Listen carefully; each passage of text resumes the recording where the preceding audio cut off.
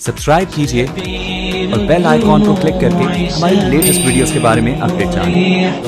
हजरत मौलाना मुफ्ती इनाम उल हक साहब खलीफा मुजाज रहबर शरीयत पीर तरीक़त हजरत मौलाना पीर जुल्फ़िकार साहब नक्शबंदी हफिज़हुल्लाह को हजरत मौलाना मरहूम के दामाद भी हैं और हजरत को खुद ही हम लोगों से कहीं ज्यादा सदमा होगा, इसलिए हजरत को बड़े ही अदब और एहतराम के साथ ज़हमत दूंगा कि हजरत तशरीफ लाएं और हम सामईन के सामने कुछ रहनुमाई के कलिमात इरशाद।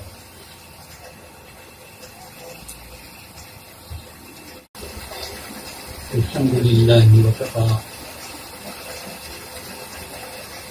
वसलामुन अला इबादिहि अल्लज़ीना इस्तफ़ा अम्मा बाद। अऊज़ु बिल्लाहि मिनश शैतानिर रजीम बिस्मिल्लाहिर रहमानिर रहीम। कुल्लु मन अलैहा फ़ान सदक़ल्लाहुल अज़ीम। सुब्हान रब्बिका रब्बिल इज़्ज़ति अम्मा यसिफ़ून व सलामुन अलल मुरसलीन वल्हम्दुलिल्लाहि रब्बिल आलमीन। अल्लाहुम्मा सल्लि अला सय्यिदिना मुहम्मद व अला आलि सय्यिदिना मुहम्मद व बारिक मुअज़्ज़ज़ काबिल एहतराम उलमाए किराम, दोस्तों और बुजुर्गों, जिन जज्बात और एतराफ़ हकीकत के साथ यहाँ के उलमा और तमाम हज़रत रहमतुल्लाह अलैह के साथ अपनी मोहब्बत व अक़ीदत का इजहार कर रहे हैं, ये आप हज़रात का मैं और मेरे साथ मुहतरम हमारे दीगर भाई शुक्र अदा करते हैं। जब इंसान अपने सबसे किसी करीबी और अपने मोहसिन और अपने मुरब्बी की जुदाई पर लोगों के जज्बात को सुनता है तो खुद वो एक गम, एक फिक्र, एक सदमे मुब्तला होता है। और ये भी एक हकीकत है कि इंसान पर जब मुख्तलिफ अंदाज के सदमे की लकीरें चल रही हों तो फिर उसका मजमून मुरत्तब नहीं हो पाता और बहुत सी हकीकतें इसके सामने ज़बान पे नहीं आ पाती। ताहम मैं कोशिश करूँगा कि अपनी बात मुख्तसर अंदाज में अर्ज करूँ। हज़रत मुफ्ती हुज़ैफ़ा साहब की गुफ्तगू के दरमियान मुझे एक बात याद आ गई जो मेरे बयान का हिस्सा नहीं था। ज़माने के एक बड़े मुहद्दिस इमाम अहमद इब्न हंबल रहमतुल्लाह अलैह, उनकी ज़िंदगी भी मुख्तलिफ हालात से गुजरी। एक मौके पर उन्होंने अपने मखसूस लोगों में कहा था, अपने मखसूस लोगों में इमाम अहमद इब्न हंबल ने फरमाया था कि बस मेरा जनाजा ही मेरा फैसला करेगा, मेरा जनाजा मेरा फैसला करेगा। हज़रत मौलाना के जनाजे को देखकर आज उनके चाहने और मानने वाले ये कहने पर मजबूर हैं कि मीरा रोड में इतना बड़ा जनाजा न देखा गया। और फिर उसके बाद अब जो मोहब्बतों और अकीदतों और एतराफ़ हकीकत का एक सिलसिला चल पड़ा है, ये और भी हमें और आपको सबक देता है और पैगाम देता है कि हज़रत मौलाना की महबूबियत और मकबूलियत कितनी ज़्यादा थी। मैं अपनी बात को मुख्तसर करते हुए अर्ज करूँगा कि किसी भी बड़ी शख्सियत, किसी भी मुमताज़ इंसान की ज़िंदगी पर जब निगाह डाली जाती है तो उसकी ज़िंदगी के दो हिस्से होते हैं। उसकी ज़िंदगी का एक हिस्सा इज्तिमाई, कौमी, मिली और समाजी ज़िंदगी का हिस्सा कहलाता है اور اس کی زندگی کا ایک حصہ انفرادی خاندانی اور گھریلو زندگی کا حصہ کہلاتا ہے۔ عام طور پر کسی بھی شخصیت اور کسی بھی بڑے سے بڑے ممتاز انسان کی زندگی دو حصوں پر مشتمل ہوتی ہے۔ آپ اس کو خلوت کہہ لیجیے، جلوت کہہ لیجیے، کہ ان کی زندگی کا ایک حصہ خلوت کا اور زندگی کا ایک حصہ جلوت کا۔ میں سمجھتا ہوں کہ ہمارے علماء کرام شفقت کرتے ہوئے شاید اسے اسی بات کو سننا چاہیں گے کہ آپ تو گھر کے فرد تھے اور بہت پرانے ہیں آپ، لہذا اب تک کی جو گفتگو آئی ہے وہ عام طور پر حضرت رحمت اللہ علیہ کی اجتماعی، قومی، ملی اور سماجی خدمات پر مشتمل آئی ہے۔ ذرا ان کی خلوت اور ان کی انفرادی اور خاندانی اور گھریلو زندگی پر بھی ہلکی سی روشنی آ جائے۔ میں اپنی گفتگو شروع کرنے سے پہلے ایک شعر کہہ دیتا ہوں کہ بڑا آسان ہے جلوت میں معاذ اللہ کہہ دینا لوگوں کے سامنے، بڑا آسان ہے جلوت میں معاذ اللہ کہہ دینا، بڑا مشکل ہے خلوت میں گلے بلبل سے بچ جانا۔ انسانوں کے درمیان، معاشرے اور سماج میں اپنی ڈسپلن کو، اپنے وقار کو، اپنی زبان کی سنجیدگی اور متانت کو اور اپنے فکر کی عمدگی کو بہت اچھے انداز میں ظاہر کر لیتا ہے، لیکن وہی انسان جب اپنے انفرادی زندگی میں آتا ہے، خاندانی اور گھریلو زندگی میں آتا ہے، اپنے بچوں، اپنے اولاد کے درمیان ہوتا ہے، تو اس کی زبان کی سنجیدگی، متانت کبھی باقی نہیں رہتی۔ اس کے صبر کا تحمل وہاں ٹوٹتا ہوا نظر آتا ہے، اور کبھی زبان پہ وہ آ جاتا ہے جو اس کی شان کے خلاف ہوتا ہے۔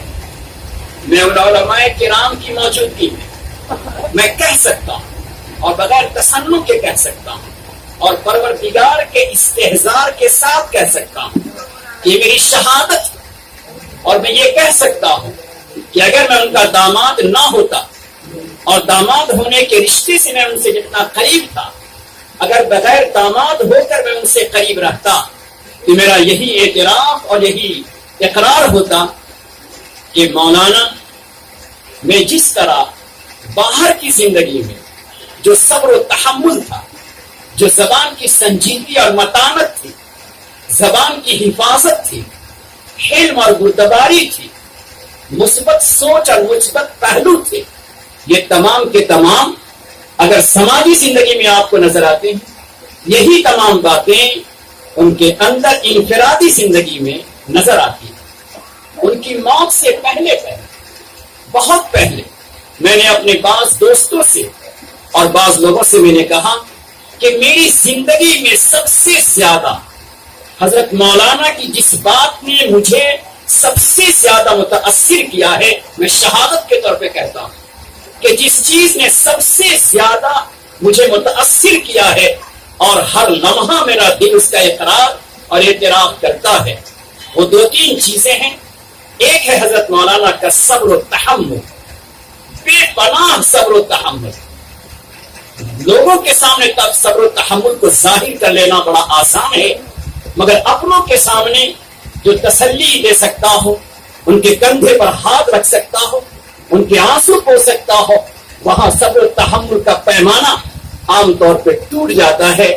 مگر حضرت مولانا کو میں نے ہمیشہ صبر و تحمل کی باتیں وہ کرتے رہے، جو اخیر زمانہ ان کے مرض کا، ان کی بیماری کا ہوا۔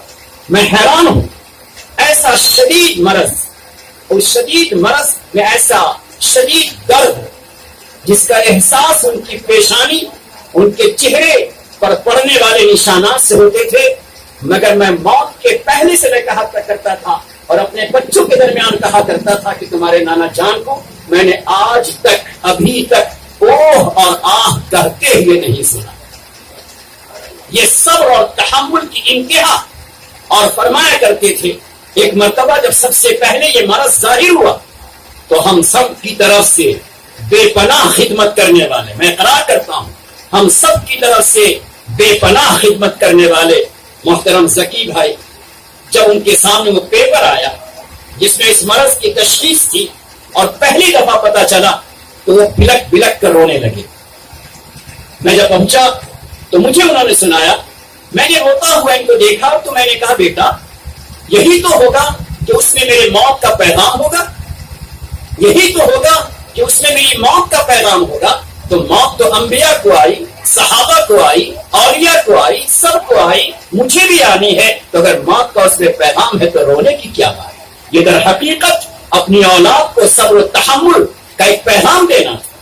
اسی طرح جب جب آنا ہوا تو حشاش بشاش رہتے تھے ہم پر، ہماری اولاد پر. جب رخصت ہوتے تھے تو ایک غم اور آنکھوں میں آنسو آتے تھے اور آنا ہی چاہیے.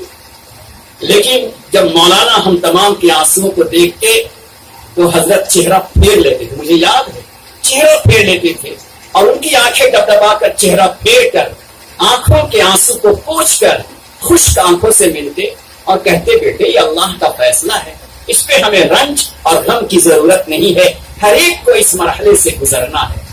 مولانا کی جو انفرادی اور خاندانی اور گھریلو زندگی ہے، میرا یہ بھی اقرار و اعتراف کہ جتنے ان کے ہمعصر علماء اور جتنے یہاں سامنے میں پہچانتا ہوں، جو ان کے دوست احبابی کو میں پہچان رہا ہوں اور بھی دوسرے حضرات، کبھی کسی کا تذکرہ منفی انداز میں اس کے عیب کے انداز میں نہیں کیا، بلکہ میں کہہ سکتا ہوں کہ بہت سارے علماء گزرے ہیں، محدثین گزرے ہیں، امام بخاری گزرے ہیں، امام نسائی گزرے ہیں، بہت سارے محدثین علماء مشائخ اور بڑے بڑے علماء گزرے ہیں. بہت سارے ایسے ہیں جو ابتلا، آزمائش اور امتحان کے دور سے گزرے.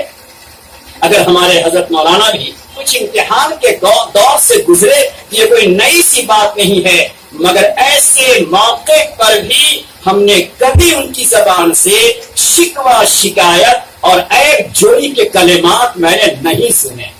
جب دل بہت زخمی ہوا، کسی معاملے میں بہت زخمی ہوا، تو ایک ہاتھ لفظ انہوں نے کہہ دیا ہوگا. میرے دوستو، میں مولانا کے اس خوبی اور کی شہادت دیتے ہوئے در حقیقت پیچھے بیٹھے ہوئے ہمارے طلبہ اور اپنے دوست احباب کو پیغام دینا چاہتا ہوں کہ مولانا کی زندگی پر اس طرح کے پروگرام ہونے کا ایک بڑا مقصد یہ ہے کہ خود ہماری زندگی میں صبر و تحمل کا پیمانہ اس طرح سے آئے کہ وہ صبر و تحمل کا پیمانہ ٹوٹنے نہ پائے، صبر تحمل کا پیمانہ چھلکنے نہ پائے، بلکہ حالات اور مصیبتیں چاہے جسمانی ہو چاہے ذہنی اور قلبی ہو، ان تمام چیزوں کو اللہ کی طرف سے سمجھتے ہوئے اگر ہم صبر کریں گے تو اللہ رب العزت ارشاد فرماتے ہیں انما یوفی الصابرون اجرهم بغیر حساب. اور یہی وہ چیز ہے جو کسی بھی انسان کی زندگی میں زینت اور کسی بھی انسان کی زندگی میں جمال پیدا کر دیتا ہے. آپ جانتے ہیں انسان کی فطرت ہے کہ جہاں جمال ہوگا اور جہاں زینت ہو، وہ جمال اور زینت کی بنا پر کشش پیدا ہوتی ہے، جاذبیت پیدا ہوتی ہے، انسان کا میدان کھچا ہوا کرتا ہے. اسی بنا پر ہمارے حضرت ابوبکر صدیق رضی اللہ تعالیٰ عنہ نے فرمایا تھا کہ اپنی زندگی میں جمال لانا ہو اور اپنی زندگی میں کشش اور جاذبیت کو پیدا کرنا ہو تو اللہ تعالیٰ نے چند چیزوں کے اندر جاذبیت کو رکھا ہے، کشش کو رکھا ہے. اگر وہ چند چیزیں تمہارے اندر ہے تو تم پہاڑوں پر رہو گے، جنگل میں رہو گے، بیابانوں میں رہو گے، اجنبی میں رہو گے، اپنوں میں رہو گے، وطن میں رہو گے، سفر میں رہو گے، جہاں بھی رہو گے، اگر زینت کی وہ چیزیں تمہارے اندر موجود ہیں تو لوگوں میں کشش پیدا ہوگی اور ایک وقت آئے گا کہ سب کے سب تمہارے اس کشش کو قبول کریں گے. ابوبکر صدیق رضی اللہ تعالیٰ فرماتے ہیں سب سے پہلے نمبر کی چیز کہ اللہ نے نعمت کی زینت اللہ نے شکر میں رکھی ہے. جو نعمت اللہ نے ہمیں آپ کو دی ہے، علم کی نعمت ہو، جس طرح کی نعمت اللہ نے عطا فرمائی ہے، نعمت پر انسان شکر ادا کرتا رہے تو اس اللہ کی طرف سے زینت پیدا ہوتی ہے. ابوبکر صدیق رضی اللہ تعالیٰ عنہ کا دوسرا فرمان کہ اللہ تعالیٰ نے مصیبت، بلا، مصیبت، بیماری اور پریشانی، اس کی زینت اللہ نے صبر اور تحمل میں رکھی ہے.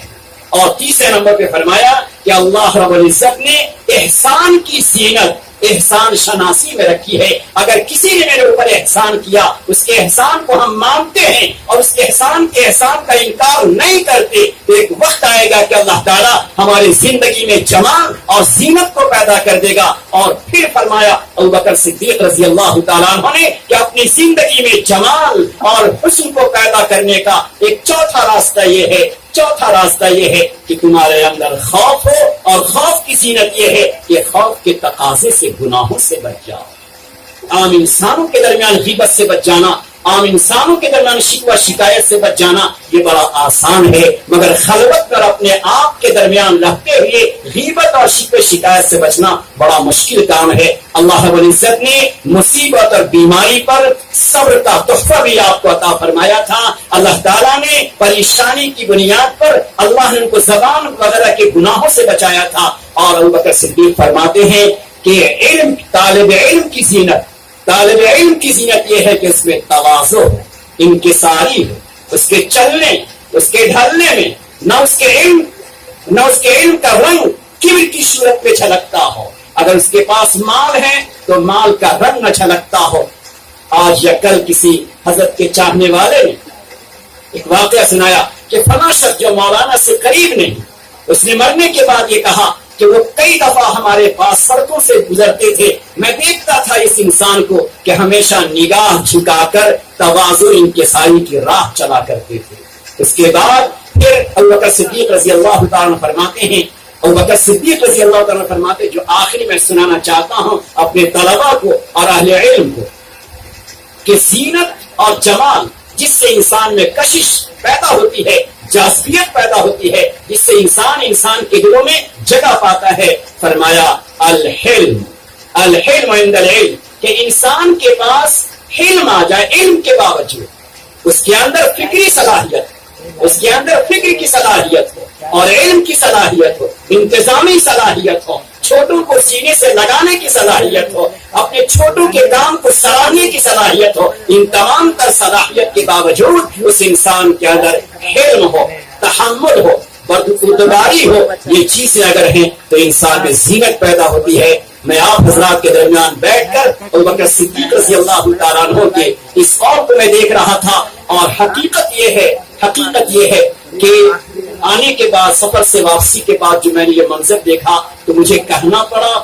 کہ میں اس گھر کا ایک فرد ہوں اور بہت پرانا ہوں, مگر مجھے بھی اندازہ نہیں تھا کہ ان کے چاہنے والے, محبت کرنے والے کتنے زیادہ ہیں اور کس محبت کے ساتھ ان سے پیش آتے ہیں. یقیناً یہ آپ حضرات کی بھی صداقت ہے, آپ حضرات کے دل کی صداقت ہے کہ آپ نے اپنی محبت کا اظہار کیا ہے. مگر ایسے تمام تر جلسوں کا منشا اور مقصد یہی ہوا کرتا ہے کہ ایسی شخصیات کے تذکرے ہونے کے بعد ہم چھوٹوں میں یہ جذبہ, یہ حوصلہ, یہ ولولہ, یہ شوق, یہ تمنا, یہ امنگیں اور یہ آرزوئیں پیدا ہوں کہ ہم بھی ذرا ان کی طرح نقش قدم پر چل کر ہم بھی امت کے کام آ جائیں, اور ہم بھی صبر و تحمل اور حلم و بردباری اور مثبت پہلو کے انداز کو اختیار کریں. جو انسان اس طرح کی زندگی گزارتا ہے اللہ رب العزت اس کو ہمیشہ بامراد باکمال بتاتا ہے. بس ایک دو بات عرض کر کے میں اپنی بات کو ختم کرنا چاہتا ہوں.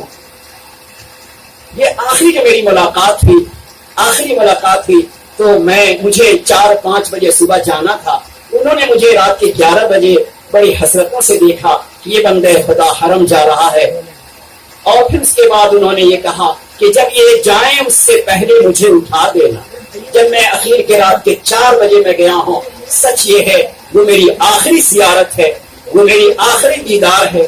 آپ نے کفن کی حالت میں ان کو آخری دیدار کیا ہوگا, اور ہم نے بستر پر تہجد کے وقت ان کو آخری دیدار کیا. بڑی حسرتوں کے ساتھ انہوں نے مجھے دیکھا اور پھر اس کے بعد ہاتھ ملایا, مجھے نہ معلوم کیا کیا دعائیں دی دل میں, اور مجھے وہاں سے روانہ کیا. یہ منظر میں نہ بھول پایا ہوں نہ بھول سکوں گا. اللہ تعالیٰ ان کے صبر کو قبول فرمائے. بس آخری بات جو بعض بزرگوں نے کہا کہ ان تمام تر بیماریوں کے باوجود حشاش بشاش رہا کرتے تھے. عمرانی میں حسین رضی اللہ تعالی صحابی ہیں, تقریباً 23 سال بستر پر رہے, 23 سال بستر پر بیمار رہے, اور ہر وقت وہ مطمئن اور چہرہ حشاش اور بشاش رہا کرتا تھا. اس موقع پر کسی نے سوال کر دیا تھا، عمران بن حسین رضی اللہ عنہ نے فرمایا تھا کہ میں جو صبر و تحمل کر رہا ہوں اور اللہ کے اس فیصلے پہ راضی ہوں، تو صبح کے وقتوں میں گھر کے اس کونے سے مجھے سلام کی آواز آتی ہے، جب اس سلام کو میں سنتا ہوں شام تک میرے اندر خوشیاں ہی خوشیاں رہتی ہیں، اور شام ہوتی ہے اس کونے سے میں سلام کی آواز سنتا ہوں۔ اللہ نے صبر کی بنیاد پر اپنے کسی مخلوق کو لگا رکھا ہے، فرشتے کو لگا رکھا ہے جو مجھے سلام کرتا ہے۔ میرے دوستو، میں یہی عرض کرنا چاہتا ہوں کہ ہم بھی دین کے کاموں میں لگے رہیں۔ اللہ نے جس شعبے سے ہمیں جوڑا ہے اس شعبے سے جڑ کر اپنے آپ کو بنائیں، نکھاریں، امت کے کام کریں۔ اللہ تعالی ہمیں آپ کو ان کی زندگی سے عبرت حاصل کرنے کا موقع بھی دے۔ اور آخری بات میں عرض کروں، حضرت جب میں مولانا کی اس آخری لمحے کو دیکھتا ہوں تو حضرت معاذ رضی اللہ تعالیٰ عنہ کی ایک بات یاد آتی ہے۔ حضرت معاذ رضی اللہ تعالیٰ عنہ کا آخری وقت جب چل رہا تھا تو جب گھر کے لوگ پہنچے تو ٹکٹکی باندھ کر دیکھا، انہوں نے ٹکٹکی باندھ کر دیکھا اور ان کے آنکھوں میں آنسو آ گئے اور چہرہ انہوں نے دیوار کی طرف کر لیا۔ یہ منظر تھوڑا سا ملتا جلتا ہے۔ حضرت معاذ سے کسی نے کہا، معاذ کیا بات ہے آپ رونے لگے؟ انہوں نے فرمایا، میں دنیا کے چھوٹنے پر، اپنی جائیداد کے چھوٹنے پر، مکان کے چھوٹنے پر میں نہیں رو رہا ہوں، پروردگار کے پاس جانے کا میرا وقت آ رہا ہے۔ اور حدیث پاک میں ہے کہ اللہ نے کچھ لوگوں کو دائیں ہاتھ میں رکھا تھا اور کچھ لوگوں کو بائیں ہاتھ میں رکھا تھا۔ دائیں لوگوں کو کہا یہ سعید ہیں اور بائیں سے کہا کہ شقی ہیں۔ پتہ نہیں معاذ اللہ کے دائیں ہاتھ میں تھا، سعید ہے کہ شقی ہے مجھے پتہ نہیں۔ اس بنا پر میں اللہ کے سامنے آنسو کے قطرے بہا رہا ہوں۔ میرے دوستو، اس گفتگو کے اخیر میں آپ تمام کو اپنے آپ سے عرض کرنا چاہتا ہوں کہ ہم بھی اپنے اللہ کے سامنے کبھی کبھی آنسو کے چند قطرے بہا لیا کریں۔ میرے اللہ ہمیں شقی میں نہیں، ہمیں بدبخت میں نہیں، بلکہ اللہ تعالی ہمیں سعید اور نیک بخت میں شامل کرے۔ ہو سکتا ہے آنسو کا چھوٹا سا قطرہ اور آنسو کا ٹیپا ہماری مغفرت، نجات کا ذریعہ بن جائے۔ اللہ تعالیٰ تمام حضرات کی آمد کو بہت بہت قبول فرمائے۔ اس سارے علماء کرام کی محبتوں کو اللہ تعالیٰ قبول فرما کر کل میدان قیامت میں اپنی محبتوں کے ذریعے اس کا صلہ اور بدلہ عطا فرمائے۔ اور میرا حق بنتا ہے کہ میں اپنے تینوں ساڑھو بھائی کا میں شکر ادا کروں کہ میں تو کوئی خدمت نہیں کر سکا، لیکن آپ حضرات نے اپنے اپنے موقع اور سہولت کے اعتبار سے جو بھی خدمات ان کی ہیں، خاص طور پر ذکی بھائی ہیں، مفتی الکلام صاحب ہمارے تیسرے بھائی ہیں، جو بھی خدمات کی اللہ تعالیٰ ان کی خدمات کو قبول فرما کر ہماری امی کو اللہ تعالیٰ صبر جمیل عطا فرمائے۔ اللہ تعالیٰ کہا کرتے تھے مولانا کہ یہ جو ہے نا مجھ کو جنت میں لے جائے گا، اپنی اہلیہ کے یہ جو ہے نا مجھے جنت میں لے جائے گا۔ اور ایک دفعہ مجھے کہنے لگے، آپ نے اتنی کتاب دے دی ہے اپنی امی کو، اتنی کتاب پڑھنے کو دے دی ہے کہ 3 بجے سے اٹھتی ہے تو اشراق تک اس کی کتاب ختم ہی نہیں ہوتی۔ بہت ماشاءاللہ ذاکرہ ہیں، شاکرہ ہیں۔ اللہ تعالیٰ قبول فرمائے، اللہ تعالیٰ ان کے درجات کو بلند فرمائے۔